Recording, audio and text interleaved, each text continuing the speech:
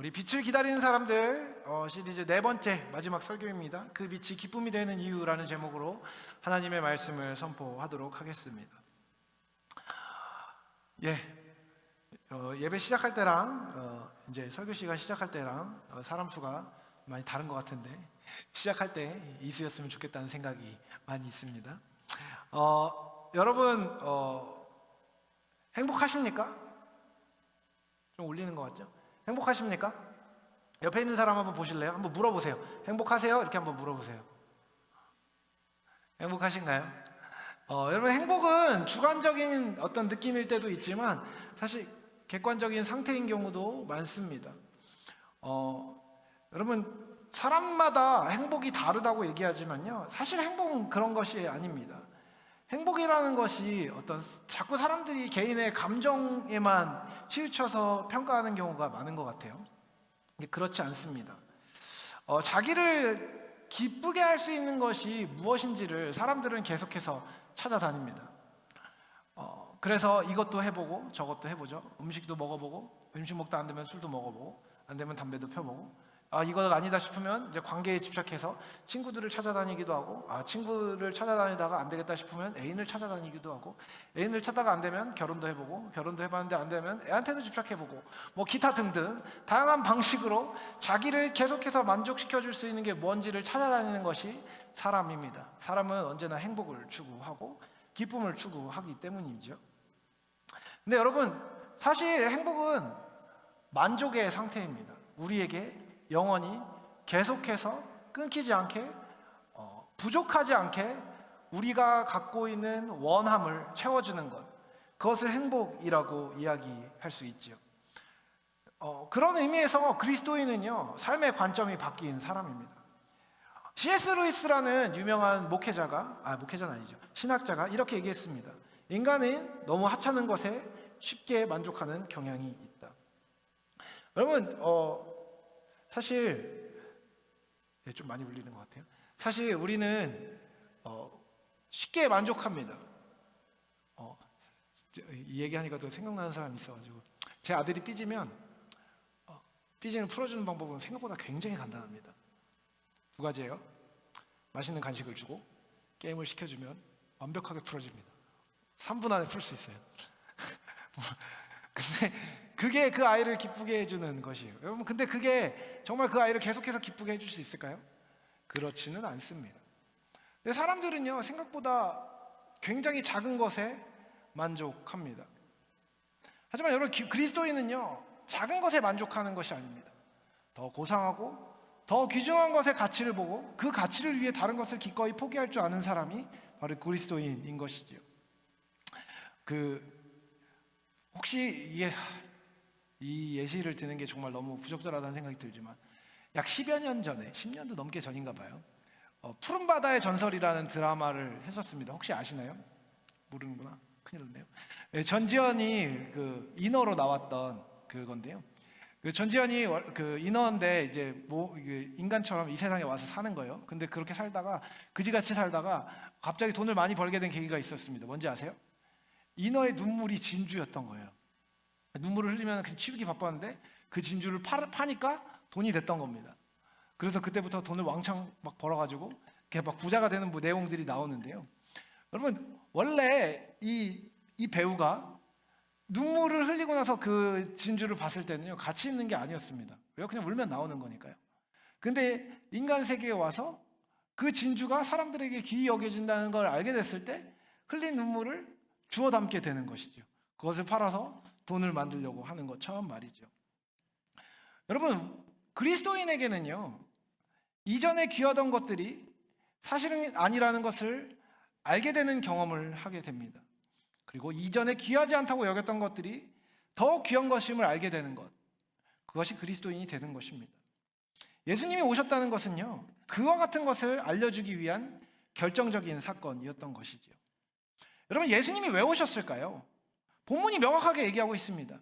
예수님은 장난으로 오신 게 아닙니다. 그냥 오신 게 아닙니다.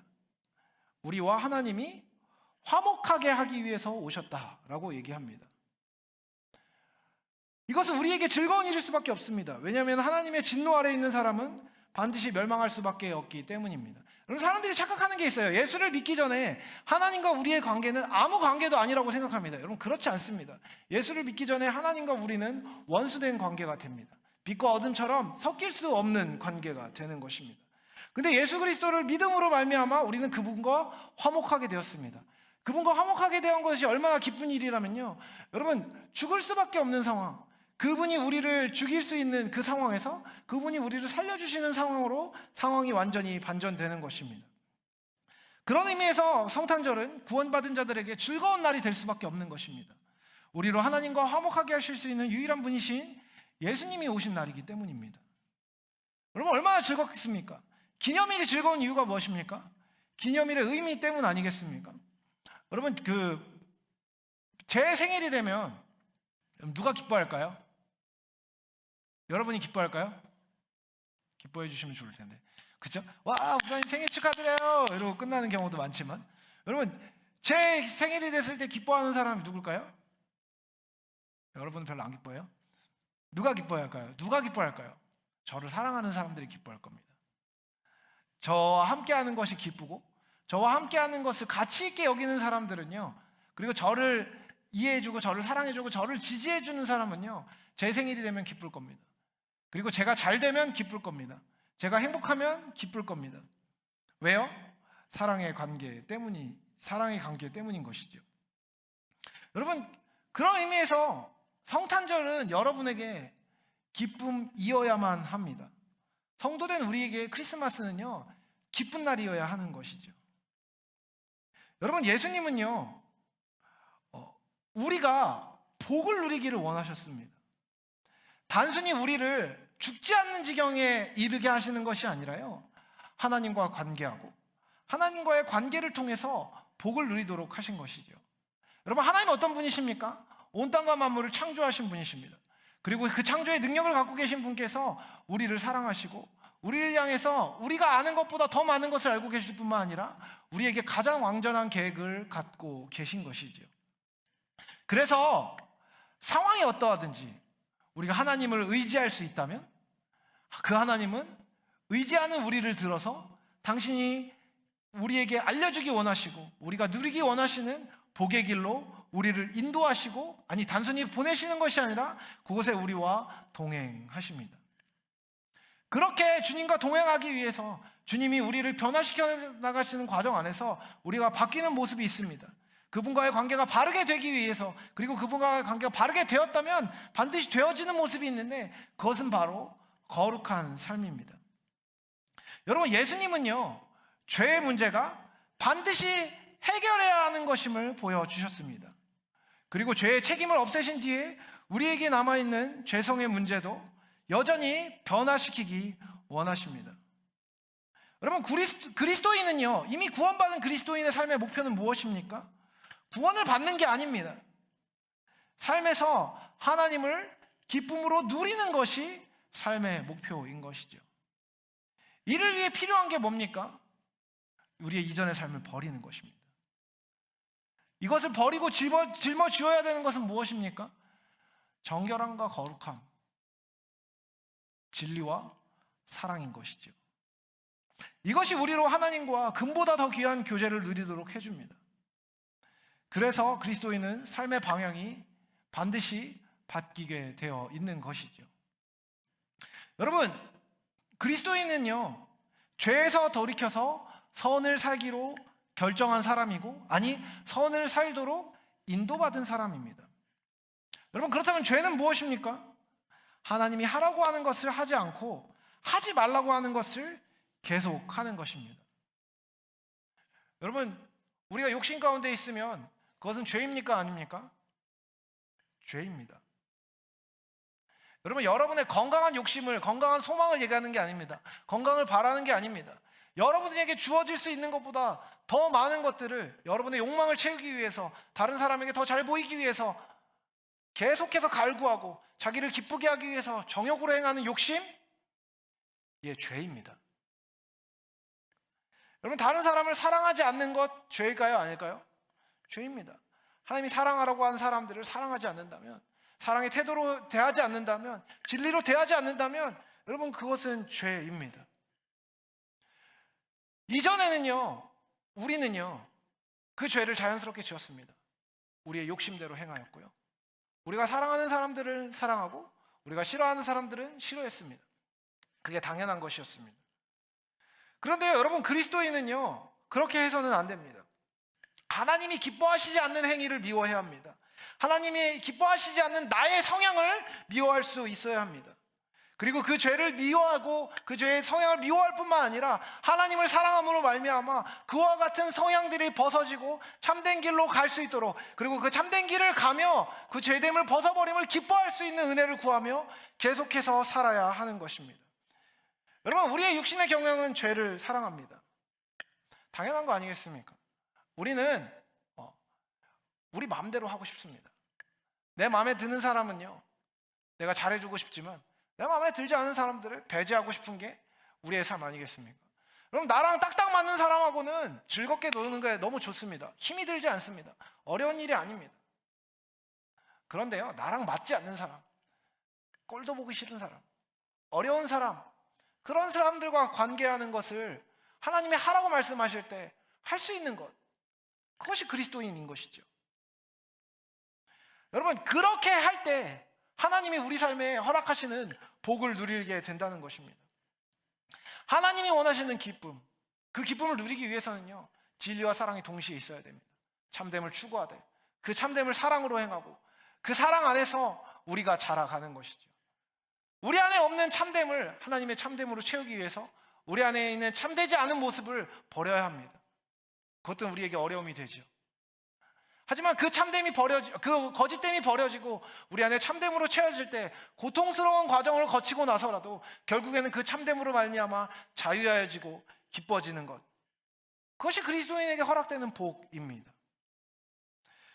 그리고 그런 복 가운데 하나님이 충만하게 임하십니다. 성령께서 우리의 삶 안에 가득하게 일하시고 우리의 삶을 기쁨으로 빚어 가십니다. 이전에 비천한 삶, 비루한 삶에서 자신 있는 삶으로, 이전에 자격지심으로 가득했던 삶에서 자신감이 넘치는 삶으로, 자기를 사랑하지 못하던 삶에서 자기를 사랑할 뿐만 아니라 자기를 사랑하시는 하나님으로 말미암아 다른 사람을 사랑할 수 있는 넉넉함과 마음 넓음이 함께 오는 그 삶을 살아낼 수 있게 되는 것입니다. 죄를 미워하고 선을 행하기 위해 하나님의 은혜를 구하며 최선을 다해서 사는 삶, 그것이 그리스도인의 삶이 되는 것입니다. 여러분, 그리스도인의 삶에 넘어짐이 없을까요? 어려움이 없을까요? 좌절이 없을까요? 갈등이 없을까요? 낭망이 없을까요? 아니요, 그렇지 않습니다. 근데 그럼에도 불구하고 지금 이 상황이 하나님이 나에게 허락하시는 최선의 상황이라는 것을 기억하며 이 상황 안에서 하나님 앞에 어떻게 반응해야 될지를 고민하고 행하는 것, 그리고 그렇게 고민하고 행할 수 있는 계기를 만들어주시는 분이 바로 예수님이신 것입니다. 그와 같은 삶의 방향은요, 예수님이 오심으로 우리에게 제시된 것입니다. 십자가를 통과하여 가장 낮은 곳에서 살아갈 때 가장 높은 곳으로 올리시는 하나님의 영광을 경험하게 되고 하나님의 은혜를 경험하는 삶, 그 삶이 하나님이 우리에게 주기 원하시는 삶이고 그 방향이 우리가 나아가야 하는 방향인 것입니다. 크리스마스에 예수님이 나신 것이 우리에게 기쁨이 되는 이유는요, 하나님이 우리에게 방향을 주시는 것에 더하여서 우리에게 언제나 기회를 주시는 하나님의 은혜를 알게 되기 때문입니다. 여러분, 예수님은요, 우리가 실수하고 실패할 때에도 언제나 기회를 주시는 분이십니다. 여러분, 세상은 기회를 주지 않습니다. 한두 번 하면 땡입니다. 그렇지 않습니까? 여일자리 없죠. 제가 이제 대학생이 바로 대학교를 들어가지 않고 성인이 돼서 바로 취업하는 친구들에게 제가 그런 이야기를 해줍니다. 사실 뭐 취업을 하는 게 나쁜 건 아닙니다. 근데 고등학교를 졸업하고 바로 취업을 하게 되면 조금 중간에 어떤 완충제 없이 바로 사회의 냉혹함에 노출된다는 것은 사실 사실이기는 합니다. 그러면 19살에서 20살이 되어서 딱 취업해서 직장에 가면 아이고 어린애가 왔네 이러면서 막 예쁜 것처럼 해주지만 자기 1인분을 못하면 바로 평가받는 것이 사회입니다. 한두 번 뭐 조금 봐줄 수 있겠지만 여러분, 이 일이 계속해서 엇고이거나 그 사람의 책임을 지고 있는 일들을 올바로 하지 못하면요, 보호해주기보다는 평가합니다. 그리고 그 평가에 따라서 확실한 결과가 그에게 주어지죠. 마찬가지 아닙니까? 우리가 사회에서 사는 삶, 세상에서 사는 삶은요, 기회를 2번이나 주지 않습니다. 어지간하면 한 번의 기회, 그 뒤에는요 똑같은 기회가 주어지지 않지요. 자격이 되지 않으면요 어떤 자리에 갈 수 없습니다. 시험을 붙지 않으면요 그 자리에 갈 수 없습니다. 하지만 여러분, 하나님이 우리를 구원하실 때는요 그와 같은 조건을 가지고 우리를 구원하지 않으십니다. 우리가 아직 죄인 되었을 때 그분은 이 땅에 오셨습니다. 여러분, 우리가 그분에게 잘해줘서 예수님이 우리에게 오신 게 아닙니다. 예수님께 우리가 진짜 기도 많이 해가지고, 사람들이 기도 엄청 많이 해가지고 그래 오케이 내가 한번 가줄게 하고 가신 게 아니라는 것입니다. 우리의 기도가 쌓여서 예수님이 오신 게 아니라요, 예수님이 오셔서 우리가 기도를 쌓을 수 있게 된 것입니다. 그분은 능력이 안 되는 우리의 연약함을 너무나 잘 알고 계십니다. 우리는 능력이 안 됨에도 불구하고 언제나 우리 능력 밖의 일들을 행하고 싶어 합니다. 우리는요 더 많은 사람에게 인정받고 싶고요, 더 많은 돈을 벌고 싶고요, 더 많은 관계 안에서 기쁨을 누리기 원합니다. 더 좋은 일들을 하기 원하고요, 더 좋은 삶을 살기 원합니다. 그것 자체는 나쁜 것이 아닙니다. 하지만 우리의 능력과 그것들을 잘 비교해 보면요, 우리의 능력대로 우리에게 무언가가 얻어진다면 우리의 삶이 충분히 행복할 수 있는 사람은 사실 많지 않습니다. 예수님은 그와 같이 능력이 안 되는 우리의 연약함을 잘 알고 계십니다.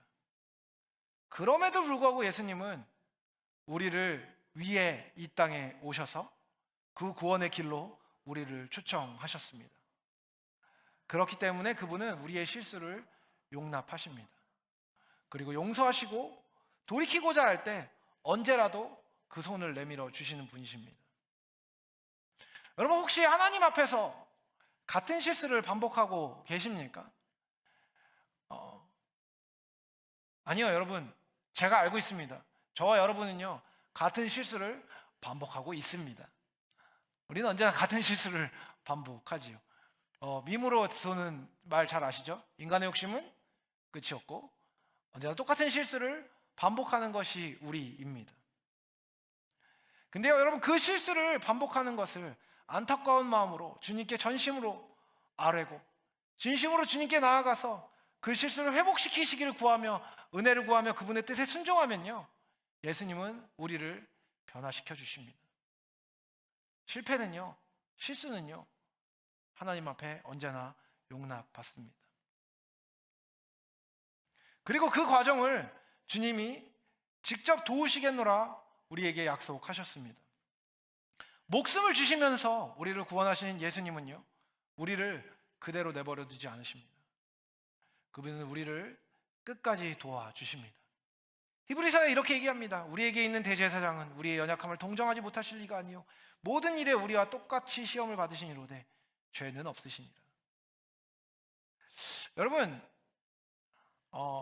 사실 예수님 때문에 여러분의 삶이 어떻게 변했는지에 대해서 제가 구체적으로 다 알지는 못합니다.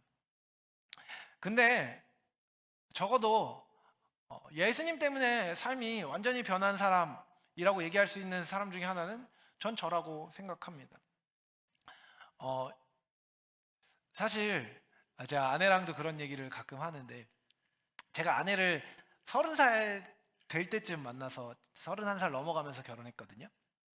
근데 그런 얘기를 했습니다. 여보, 우리 둘 다입니다. 저뿐만 아니고 우리 둘 다 이때 만났으니까 결혼했지, 20대 초반에 만났으면 우리 둘 서로 싫어했을 거야. 이런 얘기를 자주 합니다. 여러분이 보는 저는 어떤 사람인지 모르겠어요. 물론 뭐 여러분이 저를 평가를 얼마나 좋을지에 대해서 이런 얘기하니까 갑자기 살짝 불안해지는데, 여러분이 지금 보는 저보다 심지어 20대 초반에 저는 훨씬 더 미숙하고 훨씬 더 교만하고 훨씬 더 이상한 사람이었습니다. 지금도 이상하게 느끼신다면 죄송한데 어쨌든 그렇습니다. 그런데요, 예수님이 저를 만나주시고 예수님이 제 삶을 도와주셨습니다. 제 삶이 때로는 경제적으로 어려워졌을 때에도, 관계적으로 어려워졌을 때에도, 진로 앞에서 눈물을 흘리는 모든 시간에 예수님을 저를 찾아오셔서 저에게 언제나 기회를 허락하셨습니다. 제 앞에 놓이는 시궁창 같은 상황에 원인은요, 거의 다 저였습니다. 물론 내가 아닌 다른 외부적인 요인에 의해서 실패와 어려움과 위기가 찾아오는 경우도 많았지만요, 대부분의 경우 나의 실수, 나의 죄, 나의 허물이 발목을 잡아서 나를 어렵게 하는 일들을 많이 겪었습니다. 근데 여러분, 그런 일을 겪을 때마다 제가 하나님한테 가서 기도할 때 그렇게 기도했던 것 같습니다. 하나님, 왜 저한테 이런 일을 주세요? 왜 저한테 이런 힘든 일을 주세요? 제가 아무리 잘못했어도 이 정도는 아닌 것 같은데요? 라는 말을 하나님 앞에 수없이 쏟아냈던 것 같습니다. 근데요, 나중에 보면요, 언제나 그게 나의 책임이었죠. 근데 언제나 나의 책임인 그 일을 대신 책임져 주시는 분은 예수님이셨습니다. 그래서 예수님은 저를 변화시키시고, 예수님은 저를 포기하지 않으셔서 그나마 그래도 사람같이 만드신 게 맞겠죠. 사람같이 만드셔서 지금 여러분과 함께 신앙생활하게 저를 만드셨던 것 같습니다. 여러분, 여러분에게 크리스마스는 어떤 의미입니까? 저는 예수님을 정말 좋아합니다. 제가 아까 찬양팀 기도하기 전에 그렇게 물어봤어요. 여러분, 예수님 좋아하세요? 여러분, 저는 예수님을 불러도 그 이름이 너무 좋습니다. 내 영혼의 사랑이시고, 내 삶을 인도하실 수 있는 분이시고, 내 삶이 어려울 때에도 도우실 뿐만 아니라 나로 하여금 참된 길을 가라고 등 떠미시는 분이 아니라 나를 끌고 그 길을 걸어가게 하시는 분이시기 때문입니다. 여러분, 전 목사이지만 제 삶을 보면 죄와 허물과 시궁창 같은 어려움들이 가득하다는 것을 보게 됩니다. 그런데 시궁창 같은 나의 인생을 건지시는 분은요, 예수님이십니다. 배역하고 티끌 같고 언제나 주님을 향해 반역하며 이웃을 충분히 사랑하지 못하고, 충분히 이해하지 못하고, 마음으로 감싸지 못하고, 충분히 챙기지 못하고, 충분히 사랑으로 권면하거나 사랑으로 동역하지 못하는 나를 들어서, 저를 들어서 신실하다 말하시고 잘한다고 말씀해 주시고, 그 말씀 가운데 잘할 수 있는 길을 열어주시고 함께 할 수 있는 동역자를 붙여주셔서 행복하게 성도의 삶을 살게 하시는 분, 그분이 예수님이십니다. 그래서 저는 크리스마스가 좋습니다. 제가 우리 애들밖에 없겠죠? 제가 이제 내일 모레 글피 이제 성탄절이니까 성탄절에 우리 애들 선물을 사주려고 열심히 쿠팡을 알아봤습니다. 쿠팡 열심히 알아봤죠. 제가 진짜 고민하고 있는 게, 우리 아이들이 무엇을 주면 기뻐할까라는 생각을 가지고 제 돈을 쓰려고 애쓰고 있습니다. 그 아이들이 기뻐할 만한 게 뭘까? 고민하고 여전히 답에 도달하지 못했지만 몇 가지 후보를 추려서 그 아이들이 기뻐할 모습을 기대하며 계속해서 선물을 고르는 과정 안에 있어요.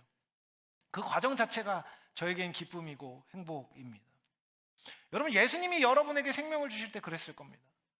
그분이 모든 것을 내어주시기 위해서 이 땅에 오셨을 때요, 예수님이 기쁘셨던 이유는 예수님이 우리에게 주실 수 있는 행복 때문이었습니다. 여러분, 그 예수님을 함께 기뻐하십시다. 그분의 오심을 기뻐하십시다. 터질 것 같은 기쁨이 여러분에게 있지 않다면요, 죄송한 말씀이지만 여러분, 예수님과의 올바른 관계에 있지 않다는 의미일지도 모릅니다. 여러분, 크리스마스입니다. 예수님을 향하여서 기쁨과 은혜를 누리는 저 여러분이 되실 수 있길, 그분을 기뻐하는 우리 공동체가 될 수 있길 사랑하는 주님의 이름으로 축복합니다.